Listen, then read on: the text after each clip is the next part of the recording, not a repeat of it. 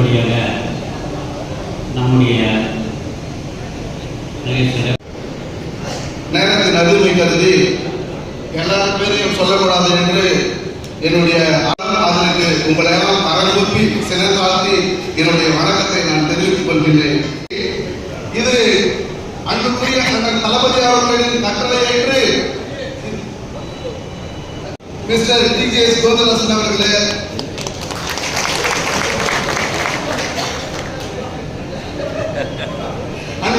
மிக சிறப்புமிக்க ஒன்றியா அண்ணனூர்ல கூட ஒரு சிப்கார்டு வருது. அது கோடியே சிப்கார்டு. நீங்க எல்லாம் சப்கார்டு எடுத்து செய்யலாம். எல்லாம் கலைஞர் அவர்கள் தன்னுடைய 14 வயசுல திருவாரூர் ஆசீர்வாதம் பண்ணதான் இருப்பாங்க. பார்த்தா அதுக்கப்புறம் அவர் வராது.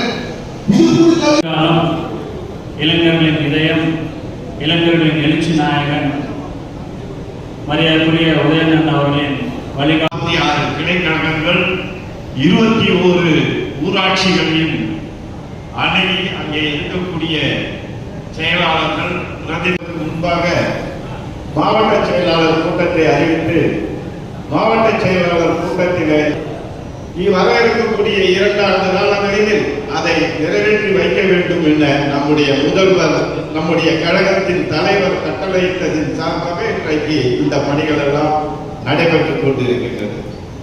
இன்றைக்கு நம்முடைய முதல்வர் அவர்கள் இந்தியாவிலே இருக்கக்கூடிய முதல்வர்களிலேயே சிறந்த முதல்வராக 3 ஆண்டு காலங்களிலே சிறந்த முதல்வராக பணியாற்றிக் கொண்டிருக்கின்றனர். அந்த திட்டங்கள் எல்லாம் மகளிர் உரிமை தொகை எல்லாம் சொன்னான், பழனிசாமி சொன்னான், ஆண்டுகுட்டி அண்ணாமலை சொன்னான், இருக்கிற இந்த துண்டு கட்சிக்காரன் சொன்னான். மகளிர் உரிமை தொகை கொடுக்க முடியாது, இது பெரிய திட்டம், இது முடியவே முடியாது. ஆனால் நம்முடைய முதல்வர் எங்கெல்லாம் அரசின் செலவுகளை குறைக்க வேண்டுமோ அங்கெல்லாம் குறைத்து, எங்கெல்லாம் அரசின் வருமானத்தை ஈட்ட வேண்டுமோ அங்கெல்லாம் வருமானத்தை ஈட்டி, அரசின் வருமானத்தை நிலை செய்து தமிழக மக்களுக்கு அத்துணை குடும்பங்களுக்கும் இன்று 1000 ரூபாய் வழங்கக்கூடிய திட்டத்தை அறிவித்த ஒரே முதல்வர் நம்முடைய முதல்வர். முதலமைச்சர் சைக்கிள் ஓட்டவில்லை, அந்த சைக்கிள் தொழிற்சாலையே தமிழகத்திற்கு கொண்டு வருவதற்காகத்தான் நாங்கள் சைக்கிள் ஓட்டிக்கொள்ள தெரியுமா? வாயில பேசியிருக்கோம். இங்கே கார் பந்தயம் நடக்கிறது என்றால் இதுவரை இந்தியாவிலே அதுபோல கார் பந்தயம் நடக்கிறது. இன்னும் சொல்ல ஆசியாவிலே நடக்கல.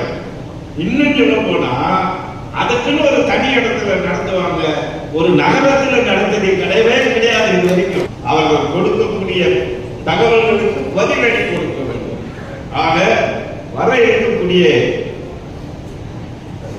26 சட்டமன்ற தேர்தலிலே இலக்கை முடிவு செய்து விட்டார் நம்முடைய முதல்வர். ஒரு இலக்கை முடிவு செய்தார் என்றால் அந்த இலக்கை நோக்கி பயணம் செய்து வெற்றி பெறக்கூடிய ஒரே முதல்வர் இருக்கின்றார், அவர் நம்முடைய முதல்வர் தான். நம்முடைய ஏனென்றால் இன்றைக்கு இந்தியாவே ஒன்று பார்க்கின்றது, எந்த மாநிலத்திலும் கிடையாது. இந்தியாவில் இருக்கக்கூடிய எந்த இயக்கத்திற்கும் அந்த பெருமை கிடையாது. எடுத்த 40 தொகுதி பாண்டிச்சேரி உட்பட 40 தொகுதியையும் வெற்றி பெற்ற ஒரே கழக தலைவர் நம்முடைய தலைவர், ஒரே மாநிலம் நம்முடைய மாநிலம். ஆக அந்த இலக்கை எடுத்திருக்கின்றார்.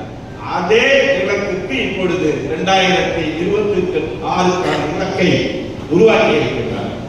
அந்த இலக்கை சென்று சேர வேண்டும் என்றால் நாம் எல்லாம் அதற்காக இன்றையிலிருந்தே அந்த பணியை தொடர வேண்டும். வர இருக்கக்கூடிய உள்ளாட்சி மன்ற தேர்தல் இருக்கிறது. இன்னும் 3 அமாவாசை தான், 90 நாள் தான் முடிய போகுது.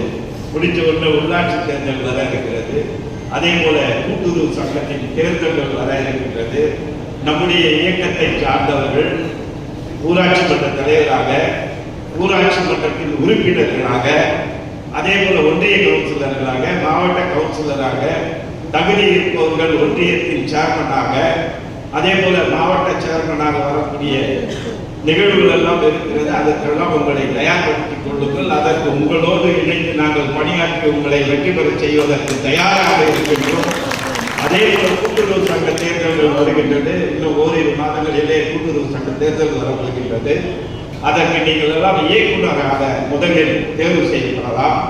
தலைவர்களாக, துணை தலைவர்களாக, அதே போல நிலவர வங்கியினுடைய தலைவர்களாக, அதே போல மாநிலத்திலே இருக்கக்கூடிய வங்கிகளின் தலைவராக வரக்கூடிய வாய்ப்புகள் கூட இருக்கின்றது. அதற்கும் உங்களை நீங்கள் தயார் செய்து கொள்ளுங்கள். நிச்சயமாக அந்த பொறுப்புகள் எல்லாம் அவரவர்களுடைய தகுதிக்கு ஏற்ப, அவரவர்களுடைய பகுதிக்கு ஏற்ப அதெல்லாம் உங்களை வந்து சேரும். அந்த நேரத்தில் உங்கள் கம்பீரம் இன்னும் உயரும் என்பதை இந்த நேரத்தில் தெரிவித்துக் கொண்டு, இன்றைக்கு நம்முடைய உமாமகேஸ்வரி அவர்கள் சிறை வைப்பதை பற்றி சொன்னார்கள். நம்ம இன்றைக்கு சட்டத்திட்டங்கள்லாம் நிறைய மாறி போச்சு. அதுக்கு முன்னெல்லாம் எங்க ஒண்ணு சிலையை எடுத்து வச்சுட்டு போயிடலாம். இன்னைக்கு எங்க வச்சாலும் அவன் கிரேட் வச்சு தூக்கி எடுத்து ஓரமா போட்டு போயிடலாம். நேஷனல் ஹைவேல எங்கேயுமே வைக்கக்கூடாது அப்படின்னு சட்டம் வச்சிருக்கிறாங்க. கொடி நம்ம கொடிகளே கட்டிட்டாங்க. எங்க நம்ம காரனுடையிலிருந்து ஆரம்பாக்கம் வரையும் நேஷனல் ஹைவேல நம்ம கொடி ஒன்று கூட கிடையாது. பெரிய பெரிய கொடிகள் வச்சு எல்லாரும் கட்டி எடுத்துட்டாங்க. அந்த சட்ட திட்டங்களுக்கு உட்பட்டு நாமே மாவட்ட கழகத்தின் சார்பாக நிலத்தை சொந்தமாக வாங்கி அங்கே கலைஞர் சிலையை அமைத்து நம்முடைய அறிவாளிகள், நம்முடைய தலைமை கழகத்தினுடைய அறிவுறுத்தலோடு கண்டிப்பாக கலைஞர் சிலை பக்கத்திலே நம்முடைய அண்ணன் குமடி குண்டியார் அவர்களுடைய சிலையை அமைப்பதற்குண்டான பணியை இந்த நேரத்தில் செய்வோம் என்பதை இந்த நேரத்தில் தெரிவித்துக் கொண்டு